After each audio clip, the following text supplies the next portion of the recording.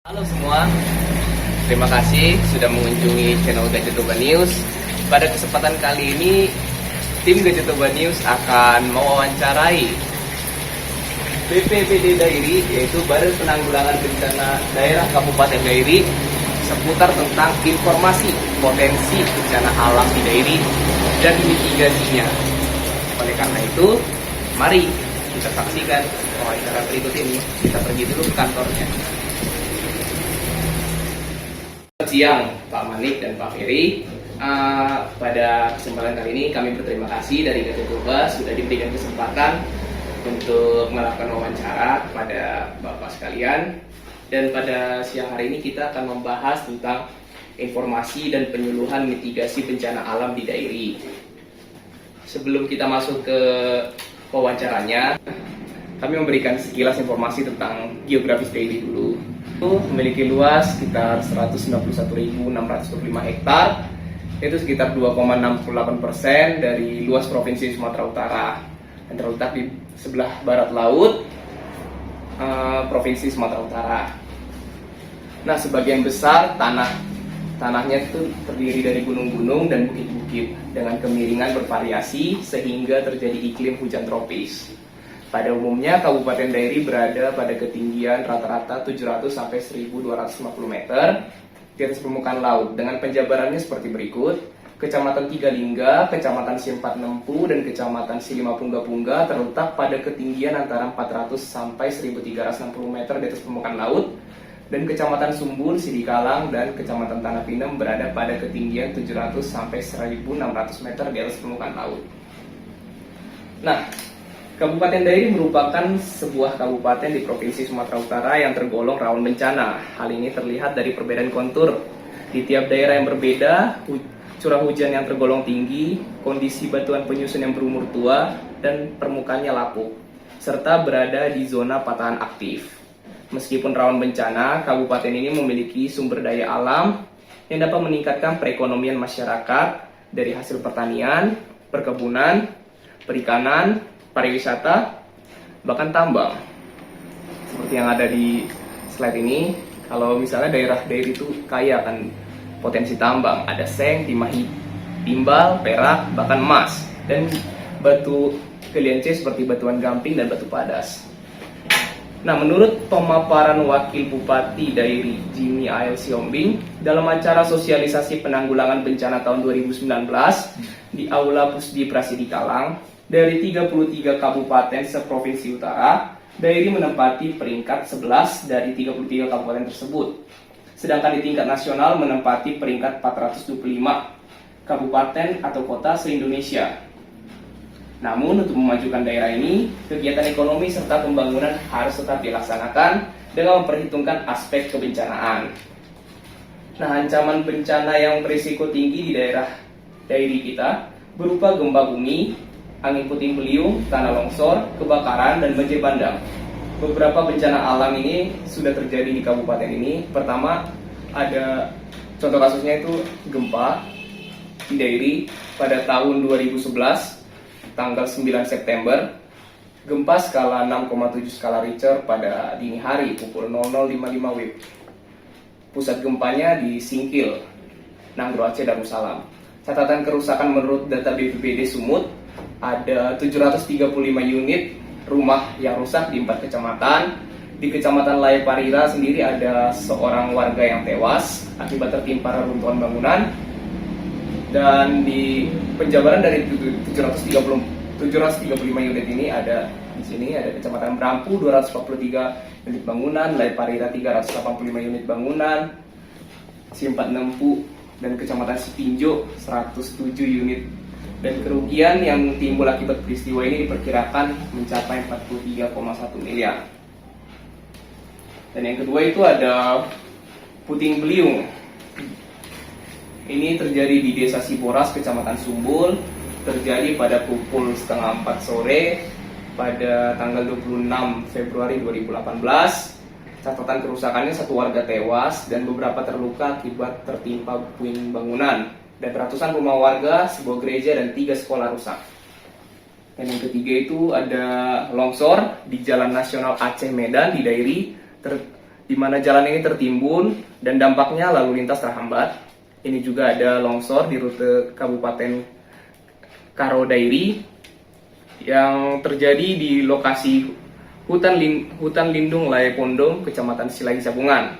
Sama juga dampaknya jalan terhambat, lalu lintas terhambat. Dan yang paling besar adalah banjir bandang di Dairi pada tahun 2018, di mana banjir bandang ini terjadi di Desa Bongkaras dan Desa Lokotan, Kecamatan Silima Pungga pada tanggal 18 bulan 12 2018. Catatan kerusakannya, 6 warga dikabarkan hilang dan beberapa luka akibat tertimpa puing bangunan, ratusan hektar lahan pertanian rusak, 1 jembatan putus total, irigasi pertanian dan perpipaan air minum hancur total, jalan pertanian sepanjang 3 km juga rusak parah, 4 unit rumah beserta isinya hanyut, sejumlah fasilitas umum rusak dan beberapa kendaraan juga hilang.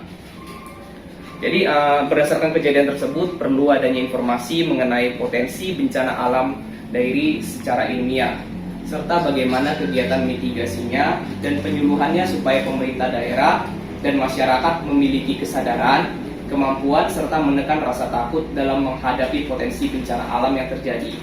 Hal ini didasari oleh pengertian mitigasi bencana sendiri, yaitu serangkaian upaya mengurangi resiko bencana, baik melalui pembangunan fisik maupun penyadaran dan peningkatan kemampuan menghadapi ancaman bencana. Ini tertulis pada pasal 1 ayat 6 PP nomor 21 tahun 2008 tentang penyelenggaraan penanggulangan bencana. Setelah sudah dipaparkan latar belakang masalahnya, kita masuk tentang pertanyaan tentang informasi potensi bencana alam Dairi dan mitigasinya. Pertanyaan pertama yang ingin kami tanyakan, bagaimana perkembangan informasi potensi bencana alam di Dairi sendiri, Pak? Terima kasih. Yang pertama, paparannya memang sudah cukup sistematis dan kami bisa menangkap apa yang diinginkan terkait dengan mitigasi bencana. Itu yang terutama, karena mitigasi bencana itu adalah serangkaian upaya untuk mengantisipasi terjadinya bencana maupun keingintahuan masyarakat terhadap apa saja yang faktor bencana yang akan terjadi. Tentu saja kalau pertanyaannya perkembangan informasi potensi bencana alam di Dairi, seperti apa yang disampaikan tadi, karena letak dari Kabupaten Dairi ini ada di Patahan Renung, sehingga sudah dikenal bahwa Dairi itu rawan bencana. Yang kedua, dengan apa yang disampaikan tadi melalui paparan singkat tadi, bahwa beberapa kejadian yang dimulai dari gempa terparah pada tahun 2011 ya, yang terjadi akibat adanya lempeng ya, tektonik lempeng itu yang ada di Samudra Indonesia. Artinya dia sejajar dengan Pulau Sumatera. Jadi di pantai barat itu ada lempeng yang ini sangat berperan terhadap terjadinya gempa yang terjadi pada tahun 2011. Dan kita sudah 2 tahun akibat bencana tersebut atau gempa tersebut memang sangat berdampak dengan banyaknya rumah yang rusak ya tadi ya. Dan oleh karena itu ke depan kita sudah harus mengantisipasi atau memitigasi bencana yang akan terjadi, dan kita juga harus menjelaskan bahwa perkembangan bencana itu tidak hanya gempa, tapi juga longsor, kemudian puting beliung tadi juga sudah diuraikan, kemudian banjir bandang dan kebakaran hutan. Karena dari ini juga hampir mungkin 40% itu hutan. Itu terlihat dari register dari itu cukup banyak. Jadi berdampingan dengan kabupaten lain memiliki kawasan-kawasan hutan. Tapi sebagai contoh mungkin yang rawan kebakaran hutan atau karhutla, kebakaran hutan dan lahan itu ada di Silalahi. Ya. Saya kira sementara itu dulu tentang perkembangan yang saya kaitkan dengan apa yang sudah dipaparkan. Kalau Pak Ferry ada mau menambahkan? Ya, kalau kita lihat sendirinya untuk dairy memang karena kita juga tidak terlepas dari patahan renung tadi. Di samping itu juga kalau kita lihat skala sekarang dalam rangka mitigasi ini juga sudah ada beberapa alat yang sudah dipasang sebagai sensor di kita ini sebenarnya. Seperti di kantor bupati itu sudah dipasang oleh BMKG itu sistem peringatan dini untuk gempa bumi. Itu ada di sana, di sini juga sudah dipasang, ada satu titik di sini. Itu mungkin untuk mitigasi kita sebagai langkah awal bagaimana kita mengurangi risiko yang mungkin terjadi di Kabupaten Deri. Ya mungkin perlu saya tambahkan bahwa pemasangan apa namanya LWS ya, Early Warning System yang generasi terbaru ini. Dan ini baru saja, inilah mitigasi supaya kita lebih tahu, lebih cepat mengetahui bahwa akan terjadi dan sudah terjadi ini. Info gempa magnitudo 5.4 tanggal 9 Oktober jam 9.57 WIB.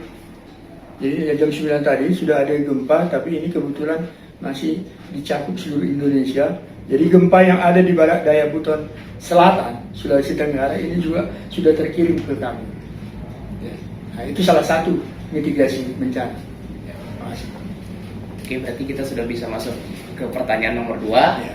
Bagaimana penyuluhan informasi potensi bencana alam di daerah?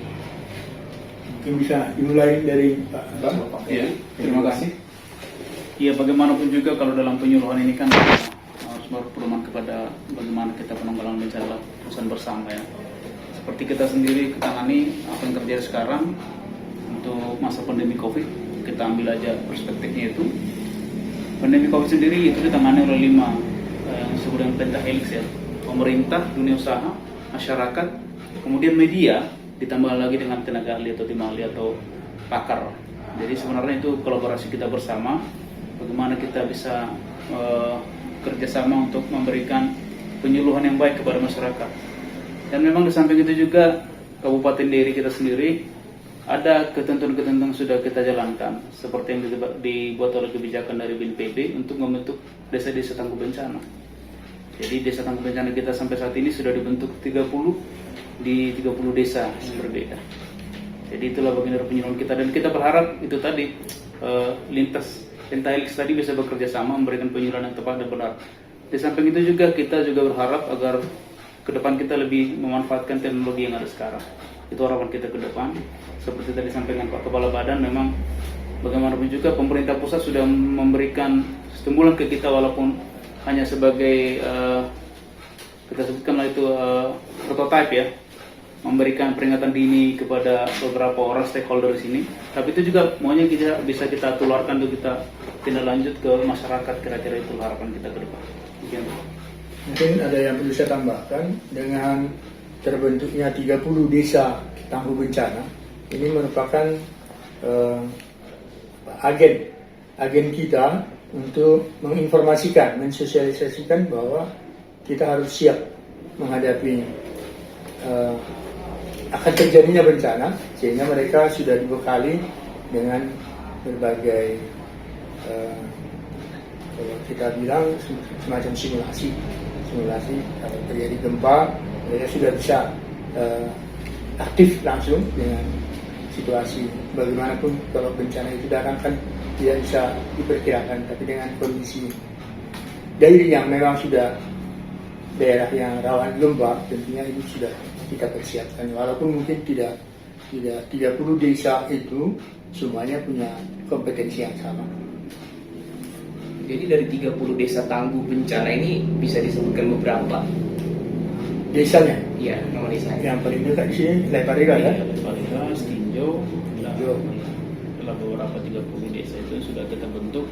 Dan sebenarnya itulah mungkin ke depan kita perlu juga memberikan semacam penyegaran kepada mereka ini, karena dibentuknya kemarin sudah mulai tahun 2019 14 kalau tidak salah itu ya. Jadi sudah lumayan lama. Jadi di samping itu kan karena regenerasi kan perlu juga ya, regenerasi. Apalagi dengan komposisi forum mereka ya, kita sebutkan forum yang langsung berada di bawah naungan kepala desa, itu yang perlu kerjasama kita. Jadi kerjasama antar pemerintah daerah dan pemerintah desa. Gitu. Oke. Jadi berarti kita udah bisa masuk ke pertanyaan ketiga. Ini mungkin setengah sudah terjawab. Bagaimana perkembangan kegiatan mitigasi bencana alam di daerah ini? Baik, kegiatan mitigasi bencana alam itu sebenarnya kalau tadi sudah dipaparkan memang tadi pentahelix ya.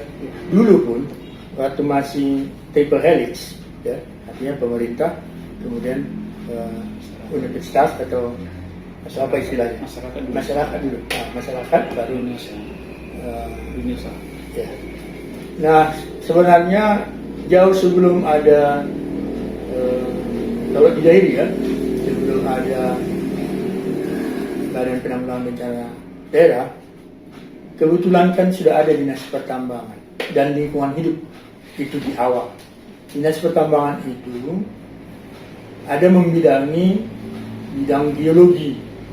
Jadi geologi ini mempelajari tentang kebumian yang di dalamnya ada masalah pengetahuan tentang gempa bumi dan tugas yang lain seperti sosialisasi terhadap terjadinya gempa atau bencana, tidak hanya gempa bumi, hanya bencana alam, itu sudah diawali dari hadirnya atau adanya dulu dinas pertambangan dan lingkungan hidup. Oke, seputar latar belakang masalah sudah terjawab. Sekarang kita apakah boleh masuk ke pertanyaan contoh kasus? Oke, jadi yang pertama, patahan Renun merupakan bagian dari patahan besar Sumatera yang berstatus patahan aktif. Seperti yang ada di gambar, yang di lingkaran merah adalah bagian dari patahan Renun. Sebagian dari daerah tersebut merupakan jalur lintas antar provinsi.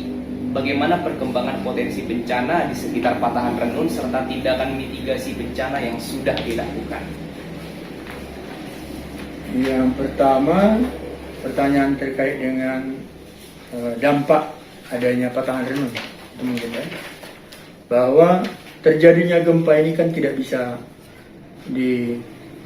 ditentukan dalam kurun waktu atau dengan waktu yang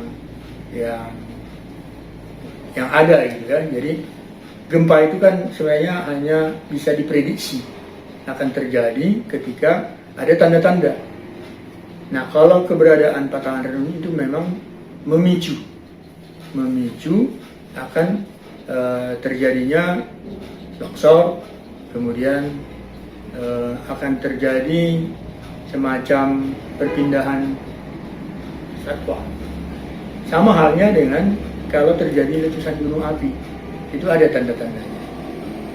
Nah, barangkali untuk yang keberadaan daripada patahan Renun ini sebenarnya patahan Renun ini bagian dari patahan besar Sumatera, patahan Semangko.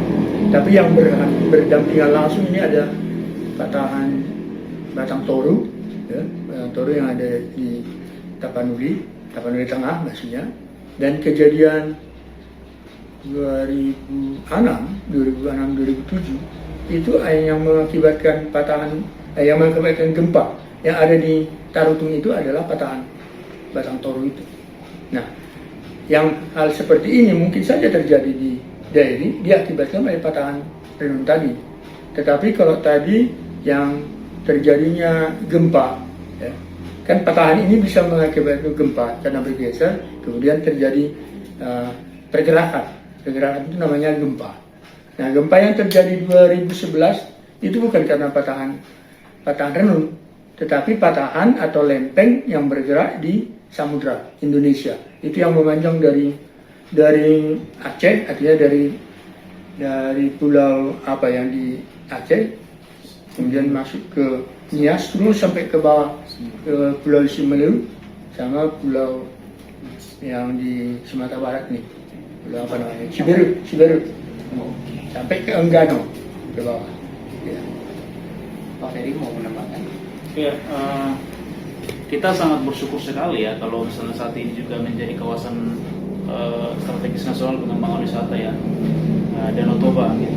Dan kita menjadi salah satu dari 7 kawasan Danau Toba, walaupun sekarang ditambah jadi 8 untuk Papua Barat jadi penyuplai air ya, jadi masuk 8 kawasan Danau Toba. Jadi ada prioritas utama bagaimana pemerintah pusat mempertimbangkan pengembangan wisata dengan memperhatikan mitigasi bencana, risiko bencana. Jadi kita sangat bersyukur di dalam pertemuan-pertemuan kita juga dengan BNPB dan juga forum-forum kawasan Danau Toba sudah kita sampaikan bagaimana sebenarnya daerah itu berada di patahan renung sehingga sangat berisiko sekali terjadi gempa. Gempa lah paling utama dan samping juga longsor. Yang kita sudah sampaikan, memang saat ini juga mereka sudah melakukan kajian risiko bencana namanya. Jadi kita kemarin berharap untuk daerah juga dilakukan kajian risiko bencana secara detail. Tapi karena saat ini daerah belum masuk ranah dari kawasan wisata utama, jadi kita masih secara regional nanti masuk untuk jadi kajian risiko bencana mereka. Tapi kita berharap ke depan nanti kita menjadi salah satu kawasan wisata utama yang bisa menjadi prioritas pengembangan wisata di Danau Toba. Kira-kira. Oke. Kita masuk ke contoh kasus kedua. Longsor hampir terjadi tiap tahun di daerah yang dipicu oleh hujan deras dan angin kencang serta berdampak merusak jalan. Bagaimana perkembangan informasi zona rawan longsor di daerah, Pak? Baik, yang pertama sebenarnya kita tahu bahwa daerah ini rawan longsor ketika kita sudah melakukan pemetaan. Secara umum, batuan yang ada di Kabupaten Dairi, artinya batuan yang mudah tererosi, itu diakibatkan oleh sifat fisik batuan itu sendiri. Sifat fisiknya maksudnya bahwa batuan itu merupakan tanah liat bercampur pasir.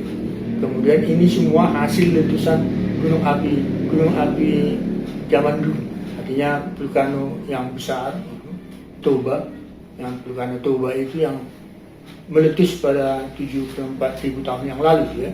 Sejarahnya seperti itu. Sehingga batuan itu atau hasil erupsinya itu yang artinya tersimpan atau terendapkan di permukaan tanah di wilayah Kabupaten Dairi. Oleh karena itu sifat fisiknya sangat mudah terurai sehingga ketika terjadi hujan yang melebihi batas mudah mengurai batuan yang tersebut, batuan pasir yang diakibatkan oleh letusan dari gunung api. Karena secara umum sifat batuan itu memang sangat mudah tererosi atau terkikis oleh hujan. Pak Ferry mau menambahkan? Ya, mungkin sedikit saja ya. Kalau saya sendiri melihat memang terutama longsor ya.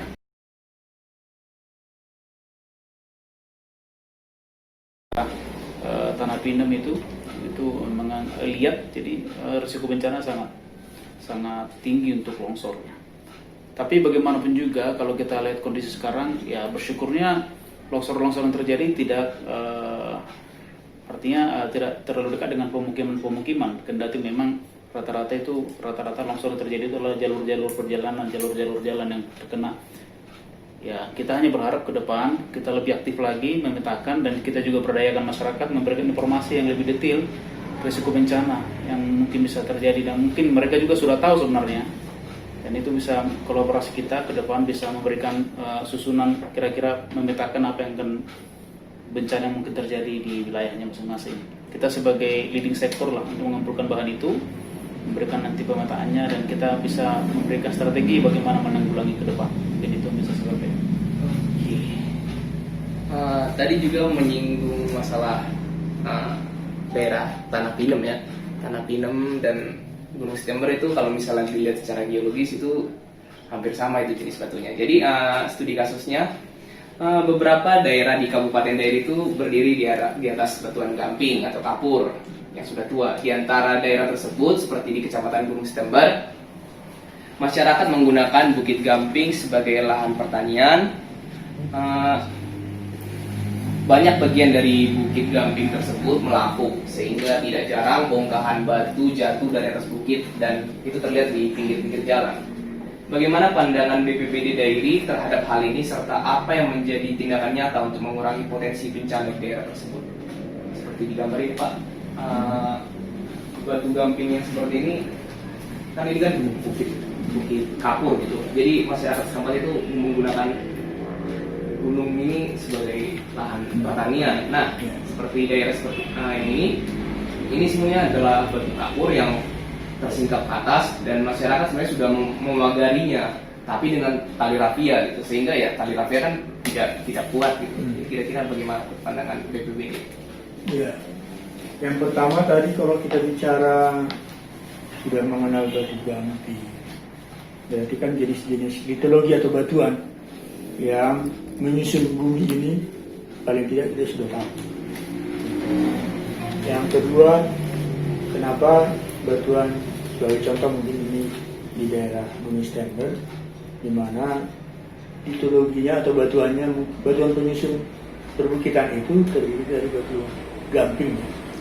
Dan batu gamping ini mungkin akan berbeda dengan batu gamping yang juga mungkin ada di seputaran di Kabupaten Dairi ini. Ya. Mungkin dari tingkat pelapukannya ini berbeda, tapi secara umum sifat batuan kalau yang namanya batu gamping itu sangat mudah menyerap air dan mengakibatkan adanya semacam kalau air sudah bercampur dengan karbonat, ini kan akan terlarut, sehingga akan makin mudah dia untuk melapuk, dan sehingga ada beberapa contoh mungkin kayak simbol ya, ada cekungan yang terus turun ke bawah. Itu semua hanya karena batuannya terdiri dari batu gamping.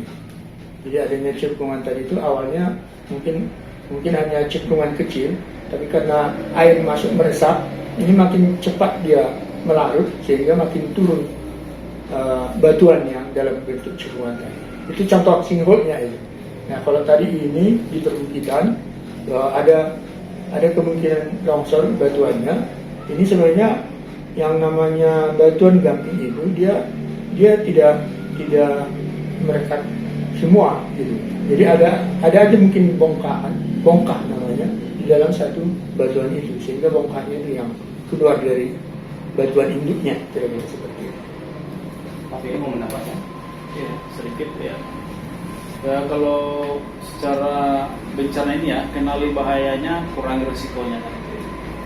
Ya, di dalam Rakornas tahun 2020 di Februari yang lalu sebelum pandemi Covid itu, bagaimanapun juga topografi kita itu hampir mirip dengan Jawa Barat ya. Kalau yang Jawa Barat posisi tanahnya, posisi batuannya. Jadi di situ juga sudah disampaikan sebenarnya secara nasional bagaimana Presiden kita menginstruksikan kepada daerah untuk bisa lebih aktif lagi memberikan sosialisasi penanaman rumput vetiver di situ. Rumput vetiver untuk mengurangi risiko longsor khususnya daerah-daerah yang tebing. Jadi itu yang kemarin kita sampaikan juga, kita juga berharap ke depan bisa kita sosialisasikan ke penduduk kita di sana. Rata-rata di sana memang pinggiran jalan itu juga sudah dibudidayakan oleh masyarakat.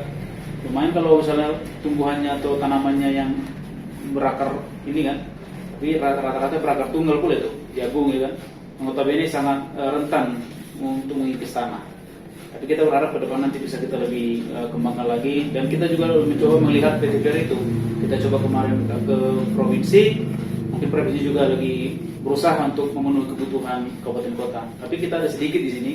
Kita coba lihat kira-kira seperti apa sih sebenarnya vetiver yang kemarin sudah dicanangkan oleh Bapak Presiden kita di semua kabupaten kota dan provinsi yang ada di Indonesia. Dan mungkin ada yang perlu saya tambahkan juga, karena ini ada perubahan fungsi. Tadinya yang ditanam adalah kemiri. Kemiri itu sebenarnya sangat bagus untuk menangkal erosi. Tapi karena begitu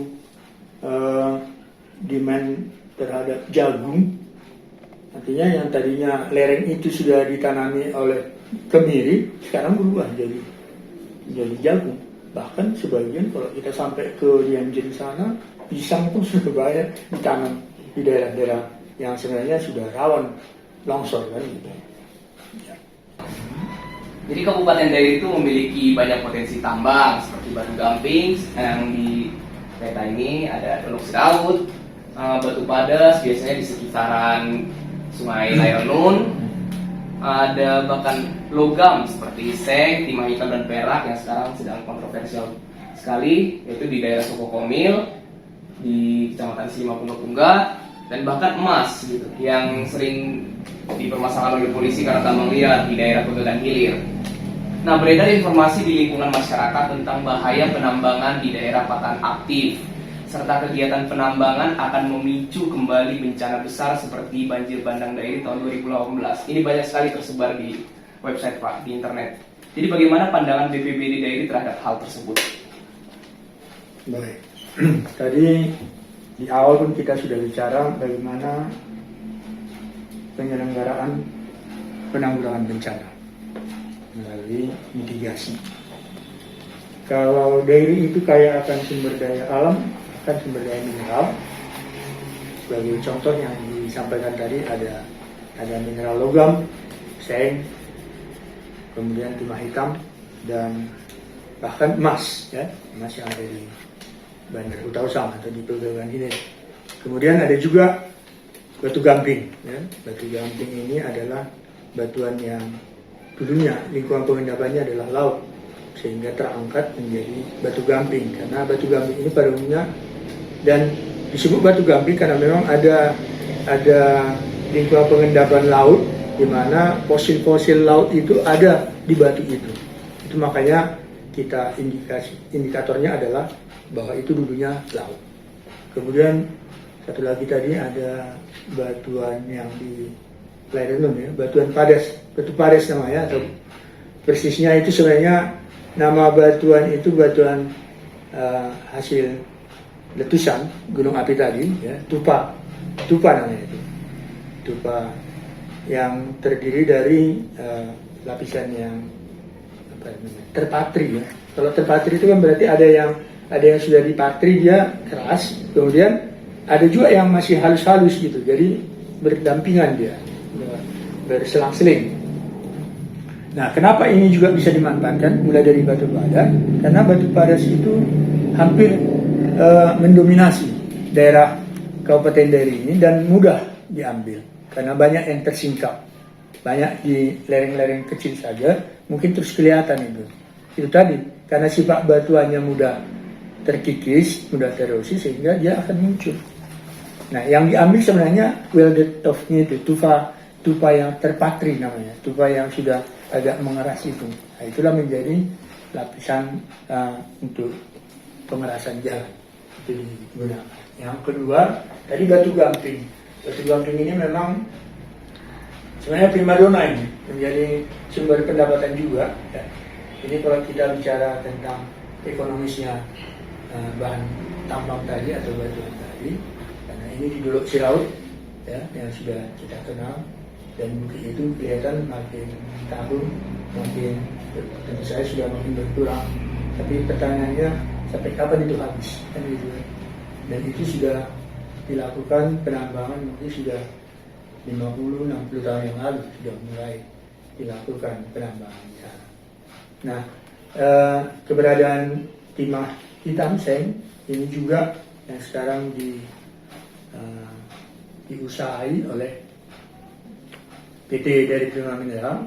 Ini sudah sejak tahun 1998 ada kontrak karya, karena ini status daripada pengusahanya adalah dalam bentuk kontrak karya.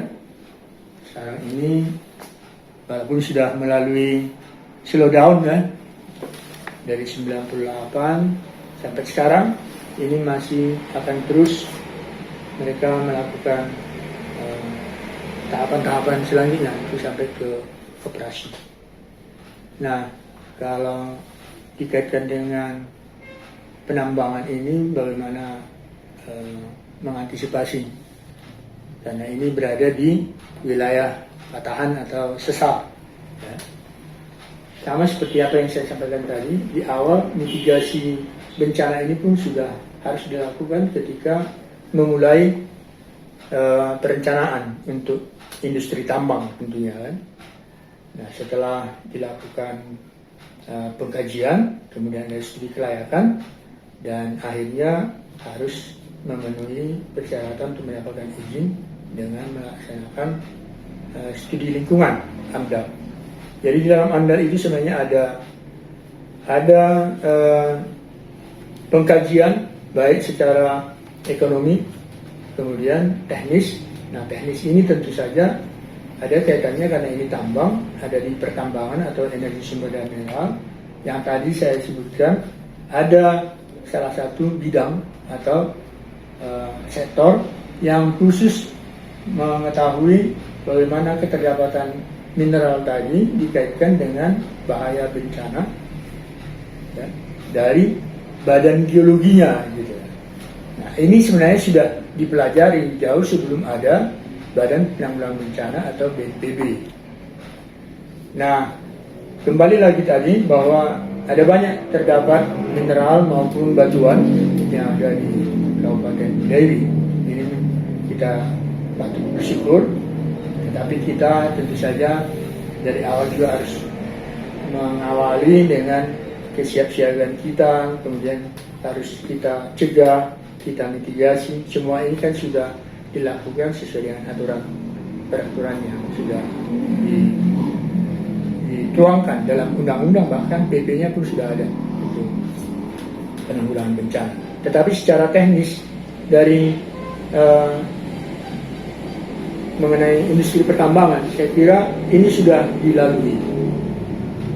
Harapan kami, karena sekarang posisi kami kan di penanggulangan bencana, tentu saja ini sesuai dengan undang-undang juga diamanatkan setiap ada pembangunan harus menganalisis atau mengurangi risiko bencana. Nah, ini yang akan kita sampaikan kepada pemerintah dalam hal ini PT DPN khusus untuk tambang timah hitam dan senior, dan untuk tambang-tambang batuan yang lainnya, dan ini skalanya kecil. Tentu saja kita juga tidak luput dari upaya untuk memberikan sosialisasi terhadap cara penambangan yang baik dan benar. Ya, okay. Pak Heri ada menambahkan? Ya, mungkin sedikit saya. Bagaimanapun juga slogan kita itu tahun ini ya, dalam hal ini siap bencana, bahkan slogan nasional kita di dalam penanggulangan bencana itu kita jaga alam, alam jaga kita. Kita jaga alam, alam jaga kita. Memang bagaimanapun juga kita juga menganut atau mengerti paham tentang Undang-Undang 23, apa yang menjadi kewenangan kita di daerah. Itu mungkin harus kita tegaskan. Apa yang menjadi kewenangan pemerintah Kabupaten Dairi ketika ada berdiri tambang, apa yang menjadi kewenangan kita sebagai BPBD ketika ada berdiri tambang, itu yang kami lakukan. Kalau di luar kewenangan kami, mungkin sifatnya hanya koordinasi ke pemangku kepentingan tersebut, ke pengambil keputusan di tingkat tersebut. Kira-kira itu bisa saya sampaikan. Mungkin potensi bencana apa saja Pak yang mungkin bisa terjadi? Karena sekarang ini kan banyak keraguan masyarakat dengan hadirnya investasi-investasi di bidang pertambangan di Kabupaten Dairi Pak. Bisa lebih dijabarkan potensi seperti yang kemarin banyak disiarkan oleh masyarakat bahwa bakal terjadi semacam gempa bumi, longsor, banjir bandang. Kira-kira sejauh mana potensinya itu bisa terjadi dengan kehadiran para investasi ini? Ya, yang pertama yang ingin saya sampaikan bahwa kita mengetahui atau berupaya untuk mitigasi bencana yang akan terjadi. Kalau tentang gempa bumi, ini ada siklus. Sama halnya seperti kenapa terjadi bencana yang tahun 2011, karena itu diakibatkan oleh lempeng samudra tadi ya. Kalau siklus di Dairi atau patahan renung, ini antara 20 sampai 70 tahun. Jadi kalau kita menghitung terjadi gempa bumi sekarang akibat patahan renung, ini akan terjadi kira-kira paling cepat 20 tahun yang akan datang. Itu dulu konsepsi kita mengenal atau memprediksi akan terjadi gempa.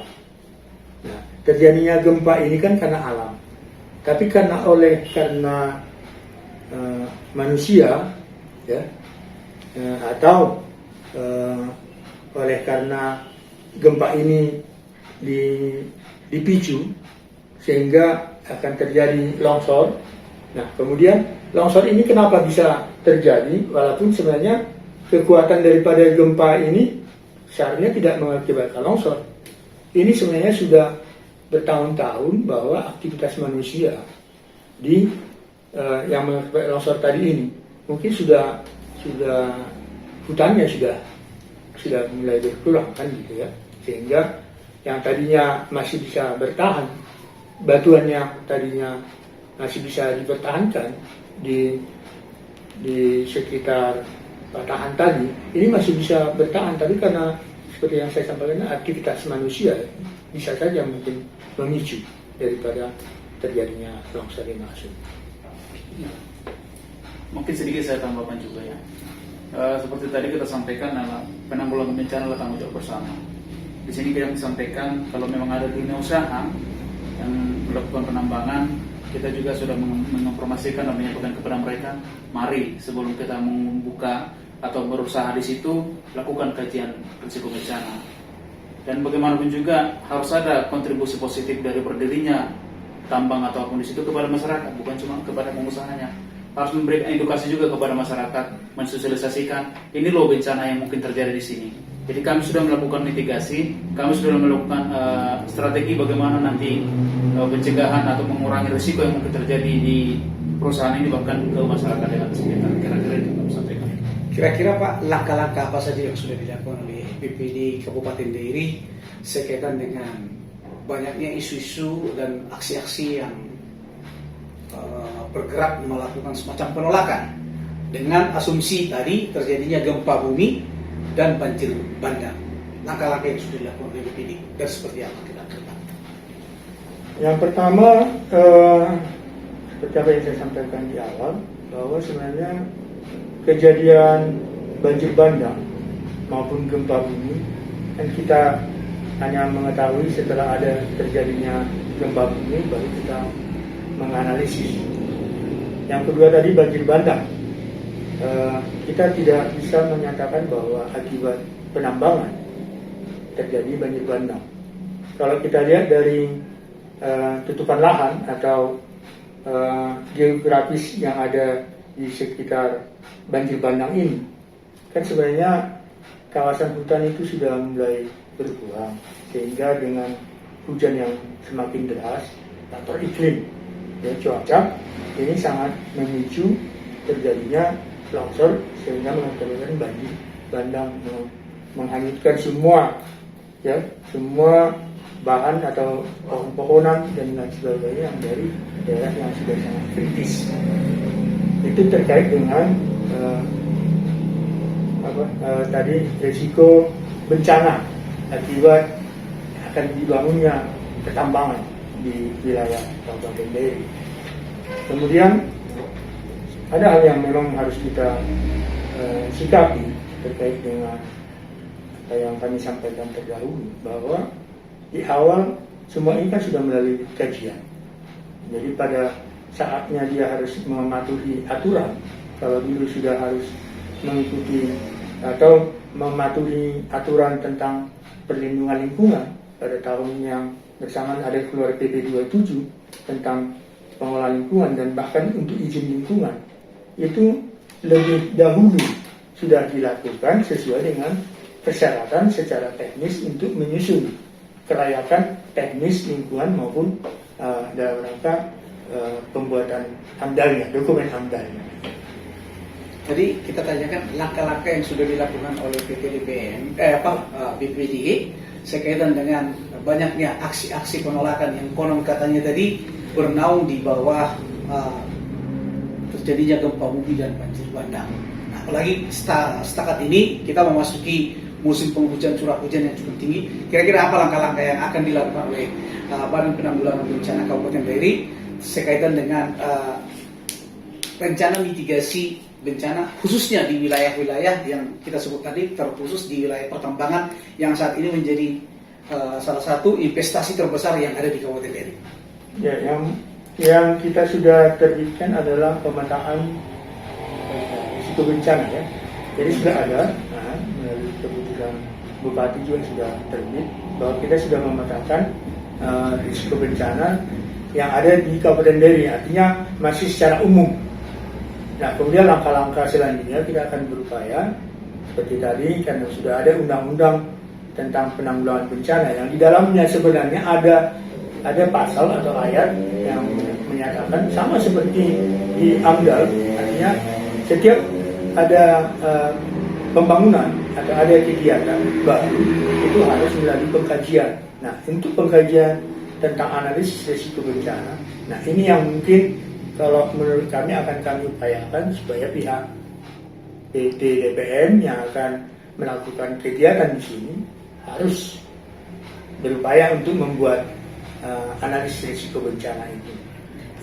Pertanyaan terakhir Pak, sejauh mana koordinasi Badan Penanggulangan Bencana Daerah Kabupaten Deri dengan PT Deri Prima Mineral sekaitan dengan rencana akan segera beroperasi penambangan bawah tanah? Kalau secara koordinasi tentu saja kami koordinasi, walaupun mungkin masih harus melalui pemerintah Kabupaten Deri, dalam hal ini adalah asisten koordinasi. Koordinator kita kan asisten pembangunan. Nah, melalui asisten pembangunan kita berupaya untuk tetap mengajukan apa yang menjadi tugas pokok dari penanggulangan bencana secara khusus terkait dengan analisis risiko bencana tadi. Harapan kita pemetaan yang sudah kita lakukan secara regional, artinya se-Kabupaten Deri ini kan diwajibkan kepada pembangunan supaya pembangunan yang akan melakukan kegiatan harus mempedomani bahwa dalam pemetaan kita untuk analisis risiko bencana yang sudah diterbitkan, yang sudah dilakukan oleh BPBD melalui konsultan, ini harus dilakukan lebih detail untuk lokasi yang tempat di mana perusahaan itu atau tambang itu nanti akan dilakukan. Artinya sudah mulai ada langkah-langkah, ada sosialisasi. Ya. Oke, untuk menutup wawancara kita, saya akan menanyakan pesan yang mau disampaikan oleh Pak Malik dan Pak Ferry pada masyarakat, bahkan pelaku usaha di daerah. Ya, jadi saya dulu. Ya, bagaimanapun juga seperti kami sebutkan tadi, bencana, penanggulangan bencana adalah tanggung jawab kita bersama. Ya, terkhusus seperti pandemi COVID-19 yang sedang melanda dunia ini, bahkan khususnya Deri, kita lihat kebijakan nasional juga sudah mengamanahkan itu tentang yang tadi ya. Pemerintah, masyarakat, dunia usaha, media, ditambah dengan para tenaga ahli. Ya, marilah bersama-sama kita memberikan kontribusi positif kita, bagaimana kita menanggulangi bencana, mulai dari mitigasi, mulai dari pencegahan, mulai dari kesiapsiagaan, sampai kepada pemulihan, ya, rehabilitasi, walaupun pasca bencana rehabilitasi. Jadi ada 3 tahap itu, mari kita memberikan kontribusi positif kita masing-masing, sesuai dengan tugas kita di dalam Pentahelix tadi, khususnya masyarakat Kabupaten Deri. Seperti tadi kita lihat bagaimana longsor itu misalnya di daerah-daerah yang kalau longsor di Tanah Pinang, ya menurut hemat kami mari kita menjaga, kita jaga alam kita, alam menjaga kita. Itu bisa disampaikan kepada masyarakat dan juga kepada kita semua. Ya, saya akan tambah saja bahwa tadi apa yang disampaikan Pentahelix itu memang wajib, dan bapak-bapak sudah hadir di sini bagian daripada Pentahelix itu. Saya sangat berharap informasi yang kita tahu dan sudah kita alami ini secepatnya juga bisa kesampaikan ke masyarakat. Jadi antara masyarakat, bapak sebagai dari media, dan kami dari pemerintah, ini masih 3, ada 2 lagi. 3 kita ini aja kalau sudah ada bisa berkolaborasi, saya kira sudah mempercepat informasi itu, dan itu merupakan bagian sosialisasi terhadap mitigasi bencana. Demikian. Oke, terima kasih untuk Pak Manik dan terima kasih juga untuk Pak Ferry sudah memberikan waktunya pada Gajah Tuban News untuk pemaparan informasi tentang mitigasi, tentang potensi bencana alam dan mitigasinya di Kabupaten Dairi. Oke, untuk menutup pertemuan ini saya mengambil slogannya, kita jaga alam kita, alam akan menjaga kita. Oke. Sama. Kabupaten Dairi adalah salah satu kabupaten di Provinsi Sumatera Utara yang memiliki banyak sekali sumber daya alam. Namun tidak bisa dipungkiri juga kalau Kabupaten Dairi adalah salah satu kabupaten yang rawan bencana. Oleh karenanya, mari kita menjaga selalu alam kita, kenali potensi bencananya, supaya alam juga menjaga kita. Sekian dari Gajah Tuban News, terima kasih.